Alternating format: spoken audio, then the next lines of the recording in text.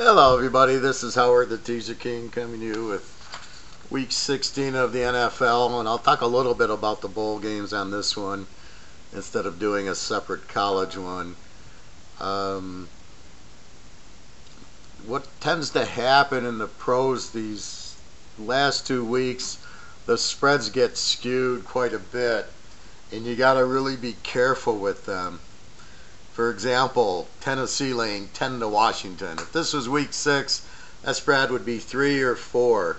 Even with this Josh Jackson, who I never heard of as quarterback, they still beat Jacksonville, which, how bad is Jacksonville? So I tend to I put in my own spread of what the real game should be. I then try to factor in, this team needs the game, so they're going to try harder. Let's make the spread a little bit adjusted to it to a point. However, in this game, both Washington and Tennessee need the game. I don't get Tennessee 10. Since Washington was able to win at Jacksonville, you would have thought that's okay. So let's get to some other games that I want to talk about. All right, let's do KC Seattle. That's a real good game. Both teams need the game. KC's trying to be the 1 seed. Seattle pretty much almost a lock to get in, but they need to win probably one more game to clinch the wild card that they need. Let's look at the records. The line on the game is Kansas City laying 2.5, over under a 53.5. Quickly, Seattle, look at the wild card, is 8-6, and really the best wild card. The closest is Minnesota, 7-6-1, Philly, and Washington. However, of those 4 teams, 2 will get in because there is no other big wild card like in the AFC with San Diego and Kansas City. So you have 2 wild cards. Highly doubtful Washington, Philly, and Minnesota get to 9. One of them might, but I'm not sure any of them do. I don't think any of them get past 8. Anyway, let's take a look at it. So Seattle at 8-6, they win one more, they're in, and they're at home. Okay, Kansas City 11-3 is the 1 seed, kind of. If they lose and the Chargers win, they're now they're 5 seed. So there's a lot of incentive for KC to win this game. Here's one thing I've been noticing straight up, even though I'm Teaser King, is this home and away straight up. I'm seeing so many teams. San Francisco 0-7 on the road. The Tampa 1-6. Atlanta 1-5. Carolina 1-6 on the road. Then you get New Orleans, who's 7-1 on the road. So it shows you the cream can win on the road, and how bad most of these teams are. They only have 1 or 2 wins on the road. So I'm starting to look at that more, especially in the teaser, as an additional look into the analysis. So here, Kansas City 11-3, 5-2 on the road. Seattle at 8-6 is 4-2 at home, and they're 4-4 on the road. So they got their next 2 games at home. With that said, let's get inside the numbers. What the Teaser King loves to do. All right, Kansas City's 2-1 as a road favorite this year, 13-1 overall. I don't remember the one law. I think it was at Oakland when they were laying 14 and they win by 7. So that is their only loser, and they're 2-1 against. Seattle is a home dog, very rare, 1-0. 5-0 is a road dog, so they're 6-0 as a dog, 12-2 against the number. So you have 2 teams that are very strong against the number this year. We'll go back to 17 and 18. KC, now the problem is you don't have Patrick Mahomes, so it's really hard to use anything earlier in the Mahomes era. Next year will be better because then we'll have 35 games with him, and our trends will be really solid. KC's 5-3 is a road favorite again. Hard to use it. Seattle 2-0 as a home dog. 10-0 as a road dog. 12-0 as a dog. So you're looking at them. Let's go back. I'm going to go back to 2007 for Seattle. Seattle, since 2007, is a home dog, 22-5, 81%. Why do I go back there? Because it's hard to find them as a road dog. If I go back to 2014, they're 2-0 as a home dog. 2012, they're 5-0 as a home dog. All the way back to 2007, they're 22-5. So they're a very strong home dog, is the point. Kansas City is a good road favorite. 8-3 since 16 and 13-3. They were a good road favorite in 2015, 5-0. So they don't shy away from playing on the road either. When I look at the stats, Kansas City is number one offensively, 36 points a game, which we all know, and they give up 27, which we all know. Eric Berry's back. We'll see how much that goes. How many plays can he play? He hasn't played. He gets hurt every year. Passing, we know they throw for 3 1/4. They run for 114 without Hunt. Again, strange they'd let him go. It's, I guess my problem is if the court doesn't put him into jail and say he did anything wrong, why does the team worry so much about this player when the courts didn't find him guilty? So I guess that's my, if you commit a crime, go to jail, fine, then he shouldn't be playing. But otherwise, I don't know what the incident was, more than 2 people that disagreed on something. I understand that, but to kick him off the team, I think, is just hurting the team. Anyway, just my opinion. So they run for 114, it's probably down to 100, so they basically 4 1/4. We know they can score. Seattle, they're not bad, 26 a game. They score a lot. Their defense gives up 21, so they're playing better defense. They throw for 216 a game. They run for 150, 371. So they're a pretty potent offense. They can run the ball, which is good for scoring, because when you get to the 5-yard line, how many times have you seen the team throw it into the end zone 4 times or 3 times and then they're kicking a field goal because there's nowhere to throw it, unless you do some trick play where you throw back to the quarterback or give it to the halfback and he throws it in. So that's what you have there. So basically you got 2 pretty good scoring teams. You got one, Kansas City, that gives up a lot. So I call Kansas City an over team. They score a lot, but their defense is kind of weak. They give up a lot. They're one of the worst. They're near the bottom. The worst defense is Oakland and Cincinnati at 30, Tampa Bay at 29. And there's Kansas City. So their defense is pretty bad. So you'd think KC's going to score, because they score on everybody. They scored at New England. They scored against San Diego. They played San Diego to a 57 last week.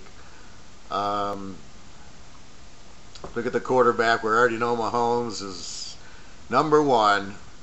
He's thrown for 4,500 yards. He's thrown for 3 1/4 a game, 45 touchdowns. 11 interceptions, and sacked 25 times, and he's lost 2 fumbles. So he does not hurt you in the least. 11 interceptions, but 45 touchdowns, more than makes up for it. So it says we're going to score. Seattle, Russell Wilson.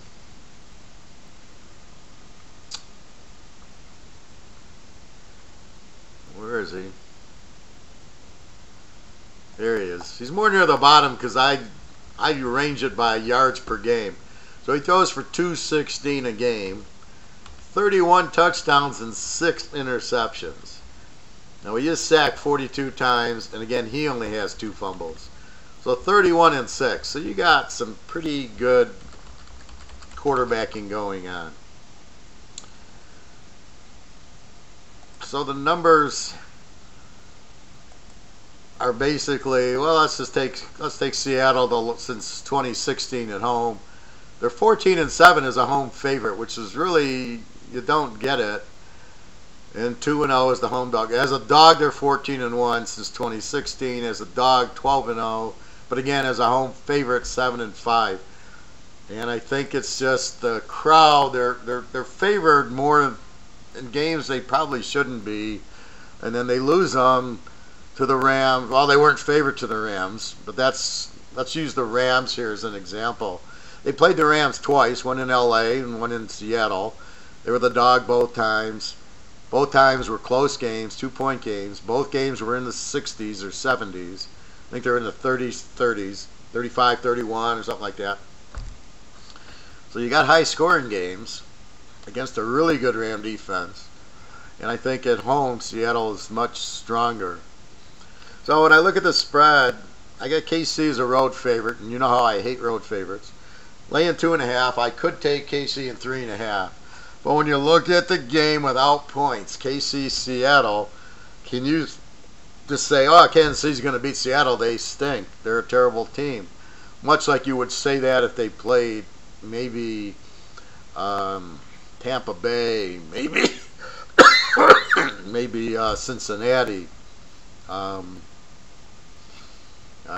Oakland. Well, even Oakland, they only beat by 8. So even against the worst team, they only beat them by 8 points. Here you go into Seattle, who's not a bad team, who's a playoff team, who's got Russell Wilson. So the take is, I can see this game being very even, and it's obviously important for both teams. Basically a playoff game. Seattle needs to win because they can go 8-8, and the other teams with 7 wins can go 9, and they're out. So they need this game, or next week, but they need one game. There's no reason they're not going to try. It's a big game for them. They want to prove they're good. They got Russell Wilson. So I could take 8.5, which seems good. Or I can look at the over-under. 53.5, I can go over 47 or under 59.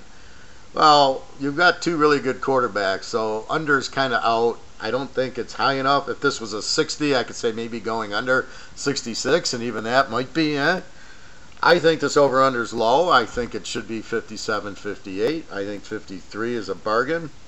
You can tease it down to 47, 47.5. Absolutely, I think that's 27-21 is an over. All they got to do is get into the 20s. And I use this analogy against San Diego, which Teaserking won. I think it was a lock I had last week. It was a lock where I was going the same thing. All they needed was 47 or 40. I think it was about the same line. And it took till the 3-minute mark of the fourth quarter to get to 28-21. 49 was a W, as I think it was in the mid-40s. And then San Diego scores at the end. And that's the beauty of the NFL. If it's close, these quarterbacks will score at the end. And if the team's up 14, they'll let them score at the end. So very few. If you have really good quarterbacks, they're going to score near the end of the game. That's the insurance. The backdoor cover in an over-under could get you over. So I just see, do I take the 8.5, which sounds good, but then, I'm messing with Kansas City. Teaserking, I like to bet against weak teams. I don't really like to bet against strong teams. This could be one case where Seattle and 8.5 is probably a good bet, but I can't see Kansas City not scoring, and they could easily win by. I don't know. They got 40 on Oakland and gave up 33. So that leads me to the over. 53.5, go over 47.5. Seattle's going to score with Russell Wilson at home in a must-win game. KC, you're not going to stop them. And Seattle doesn't have the Legion of Boom. They don't have Richard Sherman. They don't have Cam Chancellor. They're not going to stop Kansas City. They don't have that defense yet. I see way too many pass interference calls against the defense to think they're not going to score a lot. I can't see Kansas City not getting in the 30s. I can't see Seattle not getting in the 30s. They did it to the Rams twice. They're at home in a must-win game.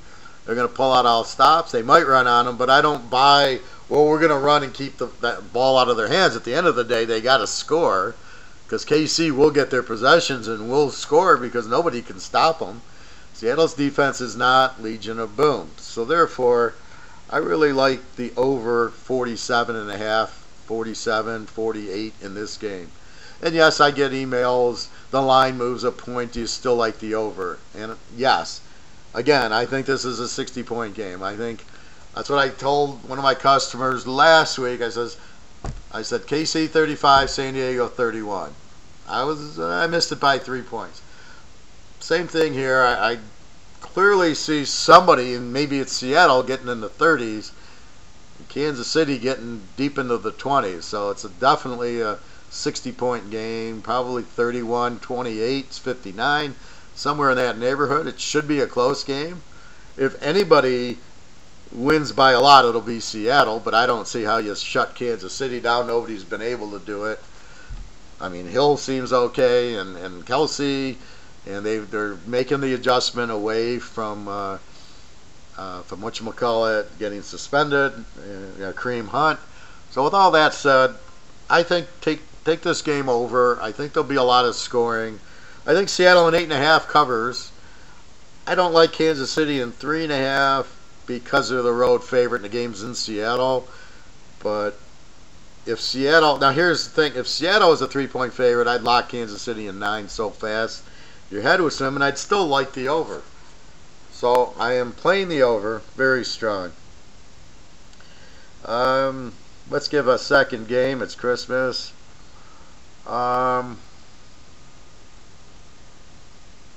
Let's give Philadelphia laying 2 to Houston. When I first looked at this game, Houston was the favorite. And I was debating about taking Philly as a home dog. Then the line moved. So let's look at this one. Philadelphia, 7-7. Not a really good team. You got Foles. They pulled the upset on the Rams. I'm not sure how, but they did. The Rams, I think people are figuring them out. Play that one safety deep, and I think Goff chokes. And as I've said numerous times, Goff's a choker. So here's Philly 7-7. They need the game. If Seattle wins, they still need the game. But if Minnie wins and Seattle wins, they basically get in. So Philly needs help. But right now, they certainly need to win. But let's go to Houston. Houston's winning their division 10-4. They're right now a game up on New England. And they're a game behind Kansas City / San Diego for the 1 seed.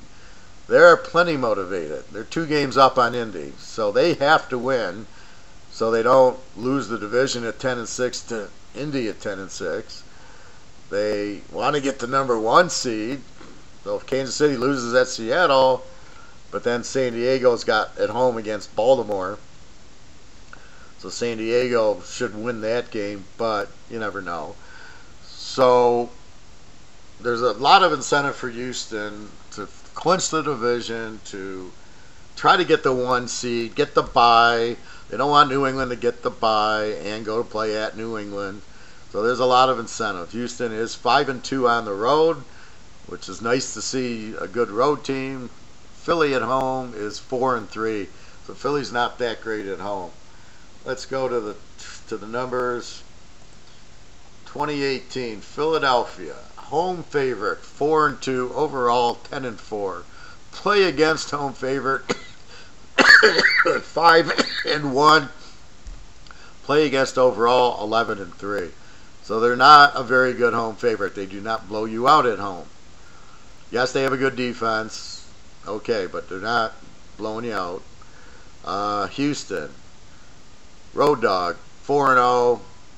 Road favorite, 3-0, means 7-0 on the road in a teaser. 12-2, 86% overall in a teaser. So now you got a team that's dynamite on the road, dynamite in the teaser. versus Philly, who was really strong last year, but not that strong. And their role as a home favorite isn't very good. Let's go back to 17. Now 17 is going to be a little skewed because they win the Super Bowl. So the results, that's why sometimes you look at multiple years, sometimes you look at this year. Overall now they're 11-2 because they were 6-0 as a home favorite last year.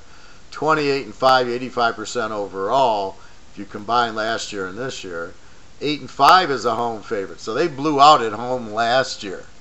Houston, 10-2 is a road dog. 3-0 is a road favorite. 13-2 overall on the road. They're down to 21-9. They weren't that good last year. And play against them as a road dog, 9-3. You play against Houston, 21-9. You play on them, 21-9. Let's go back one more year. Philly, 14-3 is a home favorite. 41-8, 84%. Philly covers. Houston, 16-4 is a road dog. 19-5 overall on the road. So you have a really good, Philly's a good home favorite, pretty much. Houston's a very good road dog in a must-win game for both teams. Philly's defense looks really good. Let's go into the numbers. Philadelphia. They score 22 a game and give up 23. I don't know what you call this team. Are they an over? Are they an under? They're not like a really strong team where they score a lot and give up a little, like Chicago. Chicago scores 27, gives up 19. I call those teams A teams. And consequently, a team like Arizona who scores 14 and gives up 26, I call Z teams. So I try to look at what's the team, because the teams change every year. Like I just told you with Philadelphia last year to Philadelphia this year, and Kansas City this year with Mahomes and without him. So when you really look at it, you're going, okay, I don't see anything in Philly. 22-23. You had Carson Wentz most of the year. They throw for 270 a game but only run for 98, and there's their Achilles heel. Total yardage 371. I call that team a weak favorite, meaning they're not going to score a lot on you and blow you out offensively. They could do it defensively, but not offensively. And they're playing Houston. Houston now is sort of an A team. They score 25 and only give up 20. So you're dealing with a very good offense and a very good defense.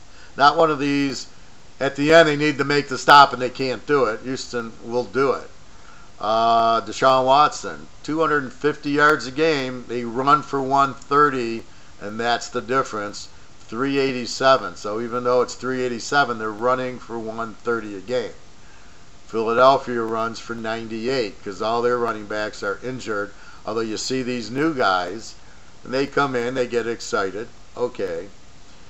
So that tells me here Houston's the better team.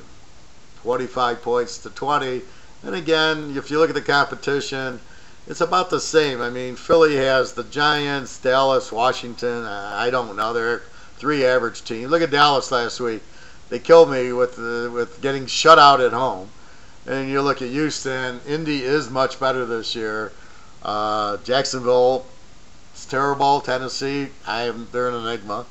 They're the Riddler. I don't know what I'm going to get from Tennessee. So that's what you have. You know, Houston, there we've seen them. They're a good road team. They're a good road dog. Philly's a fairly good home favorite, but this year they're weak. Let's go to the quarterback. Nick Foles.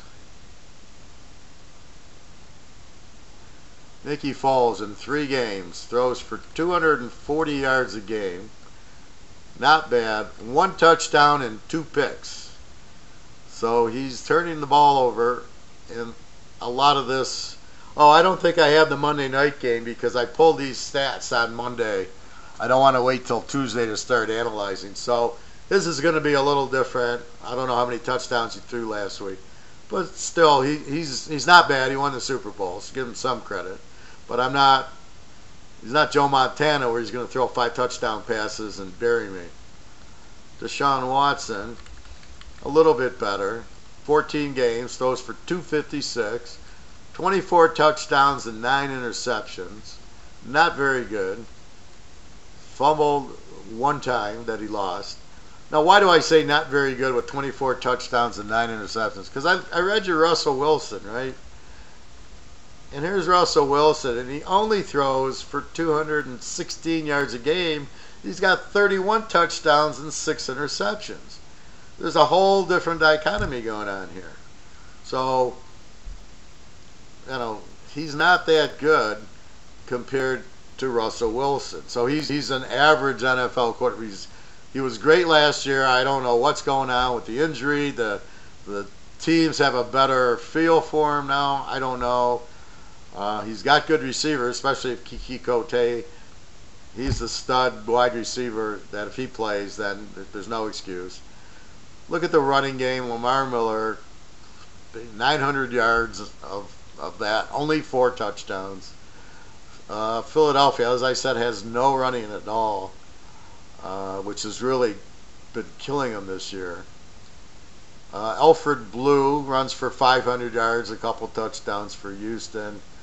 Josh Adams in 12 games has 440 yards, so he's no threat.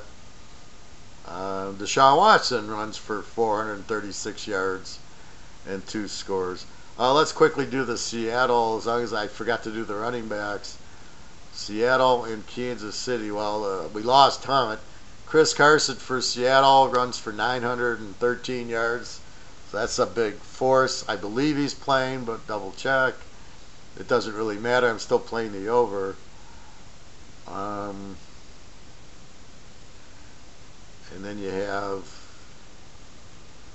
let's see, we're looking for Kansas City. Well, we're looking at Hunt. Hunt's gone. I don't see anybody else. Hunt had 800 yards, but that's gone. So just to get the flavor for that game. So basically what you have is Houston's actually the better team here. They've got the better record. They're motivated. They want the 1 seed. Nobody wants the 2 seed. They're a game back of the 1 seed with 2 to go. And yes, they got to capture it from both teams, San Diego and Kansas City. And I'll tell you, they both can lose this week very easily. Baltimore's going to San Diego, and Baltimore's an extremely live dog. I was thinking of putting that game on here instead of this one. And you get to these playoff games, the teams choke a little bit more. You don't get the blowout when they're playing good teams. San Diego, Baltimore should not be a blowout. Philly, Houston should not be a blowout. Kansas City, Seattle should not be a blowout. If it is, it's by the dog, not the favorite.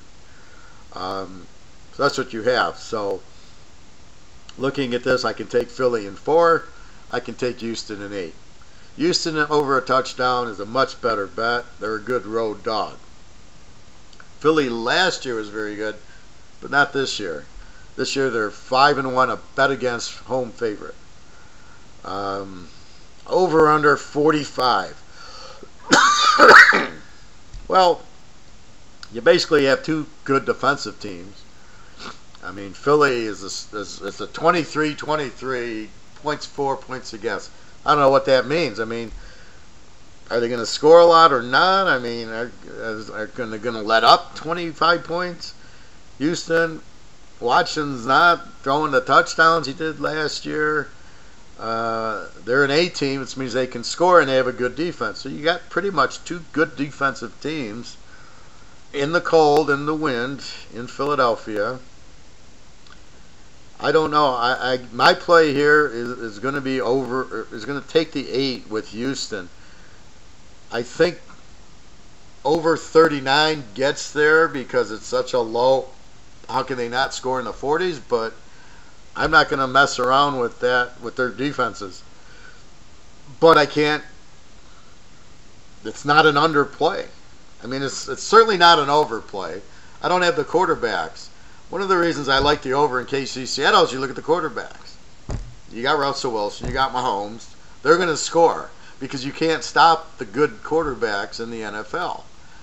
They're going to score points. Here you got Watson and Foles, who are not premier quarterbacks. Watson, we thought, was last year, not this year. Foles was terrible in the beginning of the year, but they didn't have the receivers. Alshon Jeffrey was out. He comes back, and then you got the tight end. So all of a sudden, you know, they're getting better because Foles looks to Alshon Jeffrey where Carson Wentz didn't. And so they got a good chemistry. So they score a little bit more. I don't think this is a blowout in any means. I think it's a dead even game. My spread was Houston -4. Philly wins the Monday night game, changes it to Philly -2. And I even think the first spread was Houston -3 or 4. Houston should be the favorite in a neutral field here. Of course, it's not neutral, but I believe Houston's the better team, and they're getting points, and that's what I look for. I think I have a very live dog. Houston's very good on the road, 10-4, so they're a very good team needing the game. Take Houston plus the 8. I think it's safer than messing around with an over-under. If this game ended 10-3 or 35-31, I don't think anybody would be surprised. This is the problem with the NFL. So take Houston in 8. Take Seattle over 47.5, 47, 48, whatever. This is the problem with the NFL. Washington, Tennessee, you have no idea. Baltimore, San Diego, I got Lamar Jackson running college plays. How can I bet on this guy? He's terrible. He can't throw 10-yard passes to the receiver. Tampa Bay, Dallas gets shut out at Indy. Buffalo, I have no idea. Josh Allen, the easiest way to beat Buffalo is blitz them. Bring your outside linebackers. Blitz Josh Allen. He won't complete one pass. You'll sack him every single time. I don't know why these teams aren't doing it. It's very simple. That's what I would do. You got New England losing freaking games all over the place. You got Atlanta who can't score. You got Carolina without Newton. You got Jacksonville. I mean, I thought the other team was the Riddler. This team's even worse. I have no freaking idea what them. They just totally are. One year they sucked, the next year they're great. This year, you don't. They're beating Indy 6-0, and they lose last week to some. Who did they lose to last week? Some joke game to. Well, where are they? Jacksonville. You got to be on the board somewhere. They lose at home to Washington 16-13. I don't know how to bet them. Miami, I have no idea. They're pretty good at home, but I'm not messing with them. The Giants, you don't know what you're getting there. Indy looks better. Houston, Philly, we talked about. Minnesota, Detroit. I don't know. Minnesota, I don't trust Kirk Cousins. Detroit, I don't trust the coach, the GM, the quarterback, the defense. I have no idea what's going on with them. They'll probably win this game. Actually, they're a pretty good trend here as the underdog in this series. 19-2 is this underdog. Green Bay and the Jets. Green Bay should kill them. Who knows? Cleveland's favorite over Cincinnati. Oh my God, what's going on? The Rams 14 over Arizona. What Arizona team you getting? What Ram team you getting? Chicago, Frisco. Chicago should win this game easily, but Frisco beat Seattle last week at home. I can't imagine Chicago losing this game, but who knows? Pitt, New Orleans, great game. I would think New Orleans wins at home, but Pitt, probably a live dog here. The trend's all New Orleans here, just in case.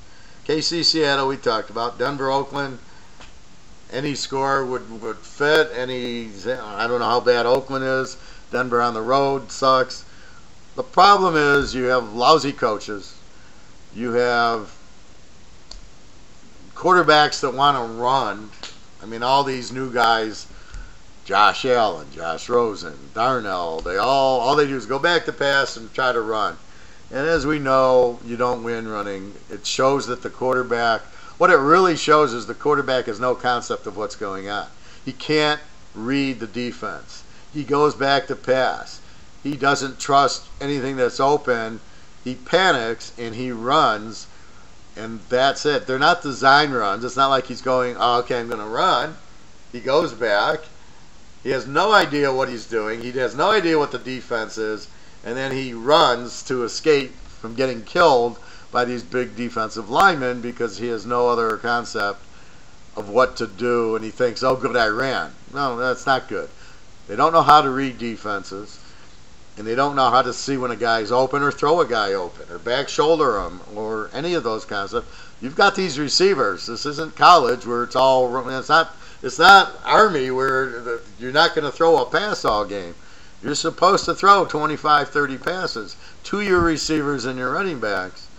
And Jared Goff is starting to throw this little dinky underneath because there's a safety. So he can't read the safety. And all of a sudden they suck. So this is the problem with the league. I mean, the coaching's just pathetic. I can't name two good coaches, and I don't think Belichick's a good coach. Yes, I know it's all Tom Brady, but I don't agree that Belichick is that great of a coach. He just happens to be in a weak division with Tom Brady. You take Tom Brady out of the equation, Belichick, like he was at Cleveland, didn't win anything. The only reason he went to the Giants because of Parcells and Lawrence Taylor.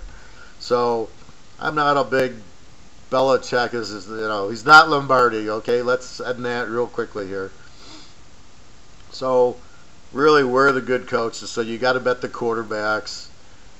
Okay, Rivers, okay, Brady, yes. Matt Ryan, don't love. Andrew Luck looks okay. Aaron Rodgers, of course, and Roethlisberger, okay, Drew Brees, superstar, Mahomes, superstar, Russell Wilson, superstar, Derek Carr, I think, could be a superstar, and that's it. So what do you bet on? The defense, the quarterback? You can't bet the coach. There's not any good ones. So it's becoming really, really tough to pick the game itself because there's so many inconsistencies in it. So you got to be careful here. Again, the Tennessee minus 10 spread's too high. New England minus 12 is way too high. Indy 9 over the Giants is way too high. The Rams laying 14 is way too high. New Orleans laying 6 to Pitt is too high. Dallas 7 over Tampa. All these playoff teams that I just read you spreads are way off. They need to be adjusted to if it was a week 5 game. And that's the biggest problem people have this week and next week. Oh, they need the game to get into the playoffs. Now maybe if it's the 1 seed and the 2 seed. But some of these, like Philly at 7-7. The 7-7 teams you can't trust to win the game. That's why they're 7-7. KC you maybe could trust if they were playing the Raiders for the 1 shot. They might blow them out now. Not at Seattle. They're not blowing out Seattle. That ain't happening. Chicago, Frisco. Chicago could get a blowout if they were at home. On the road. And the Rams, Arizona, I wouldn't count the Rams to do much. Minnesota at Detroit's not going to be a blowout. So, I mean, you have all these teams. Maybe Indy blows out the Giants because they blew out Dallas. Maybe Miami gets a 10-point win. Atlanta's now favored because Newton's out, but I'll tell you that's overaddressed because Atlanta's terrible this year. And I'm sure the backup at Carolina is pretty damn good if I remember. Anderson, I think. He's pretty good. They're not going to get blown out because Cam Newton's out. He's one of these running quarterbacks I'm talking about who, instead of making the throws, wants to run the ball. Now you watch the backup come in. He's going to throw it, and he's going to hit that new guy from Maryland Moore, and they're going to light it up. New England's got a lot of problems, although they're good at home. New England is a very good play here. They're 8-2. New England and the favorite the last 10 in New England against Buffalo. But again, New England laying 12. Their defense isn't that good. Buffalo, who the hell knows? How they even score a point in a game is beyond me. That shows you how bad the coaching is on the other side. Because like I said, I'd blitz Josh Allen every play, and he'd get sacked every play. Because he doesn't know how to read the defense. He can't get out of a sack. And if you just, like the Lions last week tried to spy them instead of blitzing them, which I thought was a huge mistake. Anyway, so be careful this week. Houston +8. KC Seattle game over. I think are good plays. I think they're very winnable. They should win. Be careful on a lot of these others. Cleveland laying 8 to anybody. I don't think Cleveland could beat Ohio State. I don't think Cleveland could beat Alabama. So I don't know where they're getting that spread. Cincinnati's looked pretty good without Andy Dalton, who's probably hurting them more than helping them. So I don't know. I mean, it's just, you don't have that Joe Montana. You don't have the Lawrence Taylor teams. You don't have the Emmitt Smith teams.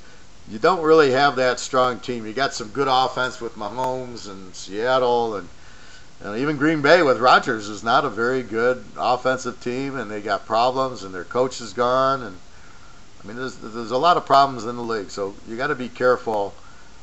It's very, very confusing. The logic doesn't fit. The script doesn't fit what's happening. The predictability is slowing down. There's all these coaching changes. 7 a year. 7. You had 7 2 years ago. You have 7 last year. You already have Green Bay coach gone. So you got some coaches being gone already. They let the coaches go way too bad, but then they don't know how to pick a coach. So they let the coach go, and the new coach comes in. Watch who Green Bay's new coach will be. You'll go, who? Then you think the Ram coach is good, but now maybe he's not that good. Maybe he had a good offensive scheme.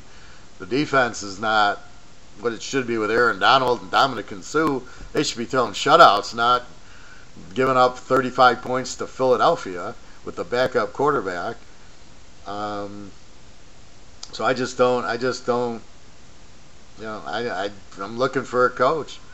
I mean, and I can't find this, oh yeah, I'm going to bet him like I did in the 70s and 80s. You'd bet the Steelers all day, the Raiders.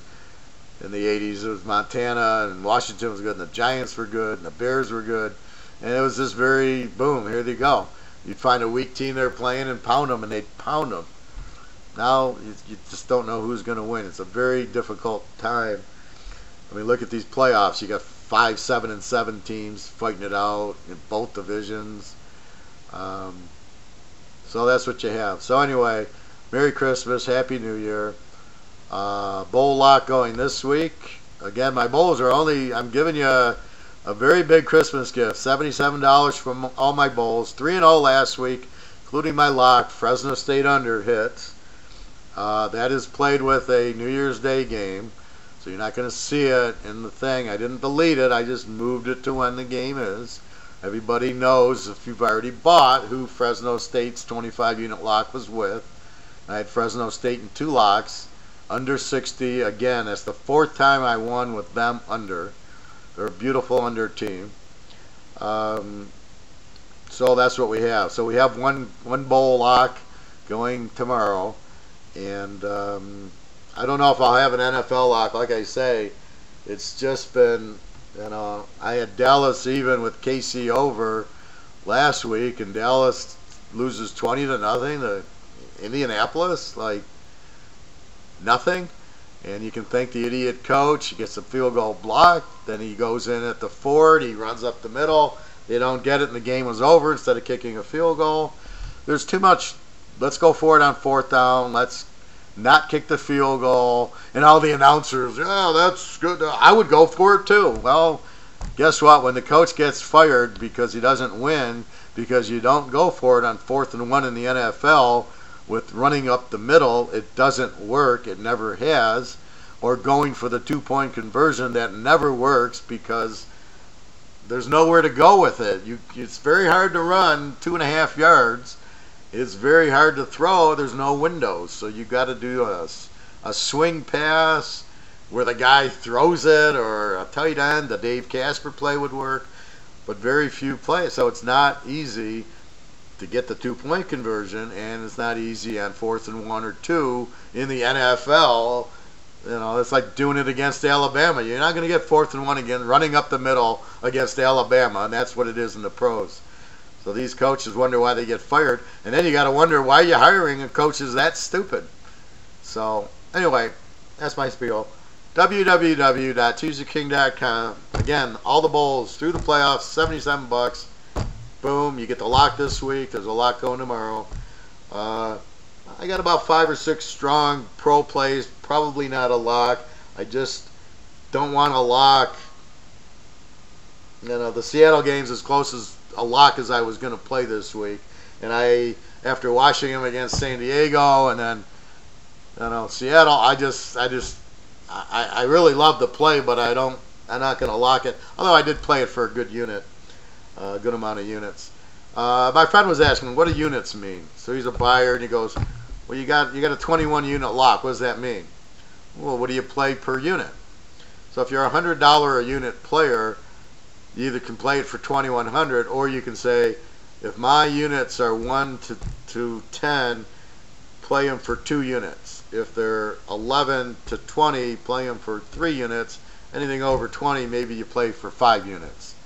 Whatever method you have, the goal is to build your bankroll and never let one team get you beat. If I hear that again, my friend said, oh, Dallas wiped me out. And I go, why?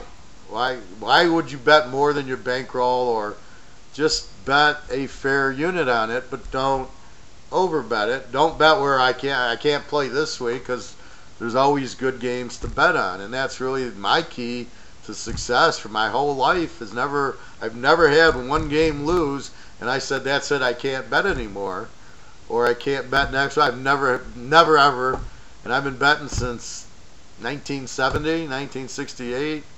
I've never had that happen to me. It was always, I'll bet a little bit more, but it's within the bankroll. Maybe instead of 10%, it's 15%. But it's always been build the bankroll, and it's always been a little bit more, and it's always never crippled me to do that. So basically that's how you bet. You bet your bankroll a percentage. That's it. And if I say it's 25 units, so you bet, if you're normally betting 200, so maybe you bet 300. You don't, if my bankroll is 2,000, I don't bet 2,000 on my 25 unit lock. It's not 100%. It's a very good play. It was a very good play. Dallas last week was a very good play. So was Fresno State. Fresno State wins, Dallas loses. But they're both very good plays. But you can't let the one kill you.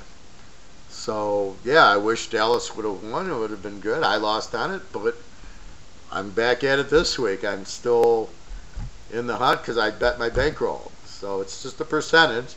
So if I lose, the bankroll goes down a little bit. So instead of betting 500, I bet 400. If I win, I go from 5 to 6. That's all it is. So the units are really a measure of strength. Bet a little bit more on it. 21 units, bet a little bit more than the 9 unit play. The 9 unit I like. Like, what was I talking? Like, Baltimore, San Diego. I wouldn't get all excited on that, but let's say I like Baltimore. They're a live dog. Okay, I'm not going to bet a huge amount on it, but I like them. So that could be a 7 or 9 unit play. I like them, but I don't trust them, and San Diego's good. I don't like, in this game, I like the dogs, so therefore it's a 9 unit play. It's 2 or 3 units. I'm betting 100 a unit. It's $200. Maybe 500 a unit. Maybe it's 500, 600. Depending on what your bankroll is. That's what I'm doing. But then I really like KC Seattle over, so maybe. So let's say I'm 500 a unit. Now let's say 100 a unit. Keep it even. So maybe on the Baltimore San Diego, I put it as a 9 unit. So maybe you play it for 200. And then I say, well, I really like Seattle, and I place it as a 15 unit. So instead of 200, maybe that's 300 or 400. It's not 1,500. And then it wipes your bankroll out. It's maybe 3 or 4. All I'm saying is it's a stronger bet. I have more information. The trend's stronger. I read you the trend for Seattle. I had to go back 10 years to find them as a home dog enough, because they're just not a home dog that much. I'm telling you, Houston's a very good road dog and very good road team. The trends are there. Some trends aren't there, and they're not that strong, so I don't play them, or I play them small. So that's really what you're betting on, is a strong trend They need the game for the playoffs. They're not injured. Maybe the coach is okay, but I can't find too many. And you're lumping them all together going, yeah, check, check, check, check. Okay, let's make it 11 units. Oh, you know, everything's good. And the team they're playing sucks. I'm going to make it a lock.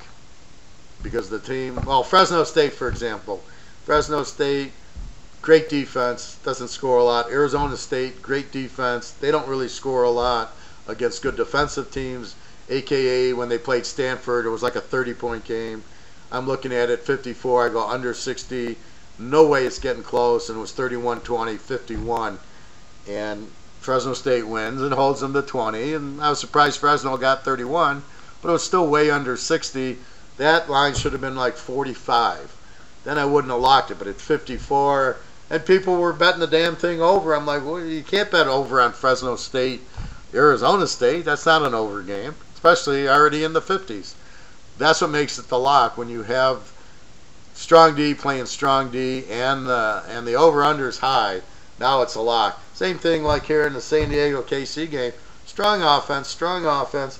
It's only 53. That makes it a lot more achievable that they'll get 47 points in the game than if it's 60 and you got to get 54.